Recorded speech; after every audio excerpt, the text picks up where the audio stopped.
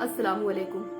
कोलकाता में lady doctor के साथ में जिस तरीके से गैंग रेप किया गया, फिर उसके बाद बर्बरता के साथ में मर्डर किया गया, हैवानियत की सारी हदें पार कर दी गई, शैतानियत की सारी हदें पार कर दी गई। इससे हमारा हिंदुस्तान और हिंदुस्तान में रह रहे लोग बहुत सदमे में हैं। सारे लोग सड़कों पर हैं। जब हमारे अंदर इतना गुस्सा है, आप अंदाजा लगाइए उस पीड़िता की, उस लड़की के माँ बाप की, कि उनके दिल पे क्या गुजरता होगा।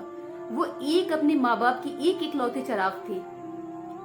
कितने मुश्किल, कितनी शिद्दत के साथ में, कितनी मुश्किल से एक मिडिल क्लास फैमिली थोड़ा थोड़ा पैसा इकट्ठा करता है और अपने बच्चों को एक आला तालीम देता है। और कितने ना जाने कितने अरमान सजाए होते हैं उनके माँ बाप। उनके अरमान पे जिस तरीके से पानी फेरा गया, उनकी बेटी को, उस लेडी डॉक्टर को जितनी बर्बरता के साथ में, जितनी बेरहमी के साथ में गैंग रेप और उसके बाद उसका मर्डर किया गया, ये अपने आप में सरकार पर एक बहुत बड़ा सवाल है।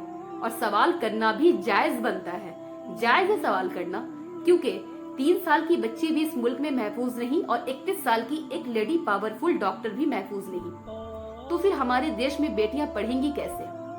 मोदी जी का नारा है ना, बेटी पढ़ाओ बेटी बचाओ। जब हम बेटियां पढ़ ही नहीं पाएंगे तो फिर बेटी बचेंगी कैसे? और फिर बेटी कैसे बचे?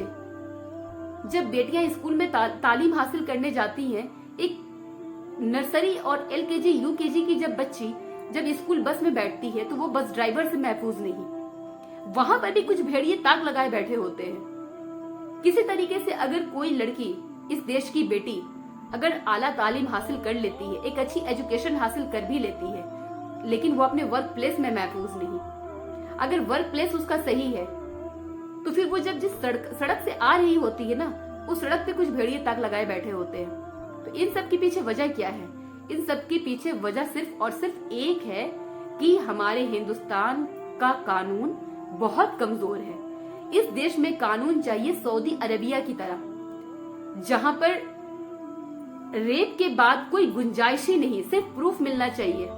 अगर वाकई में मुजरिम ने, जिस पे आरोप लगाया जाता है, अगर वाकई में उसने रेप किया है ना, तो फिर उसके बाद उसकी जिंदगी का कोई मतलब नहीं बनता है। वो 3 से 4 दिनों के अंदर उसका कत्ल कर दिया जाता है, और वो भी सरेआम। लोग अक्सर कहते हैं कि इस्लाम में, सऊदी अरबिया में बहुत ज्यादा कानून सख्त है। कानून सख्त इसलिए है ताकि इंसानियत जिंदा रहे।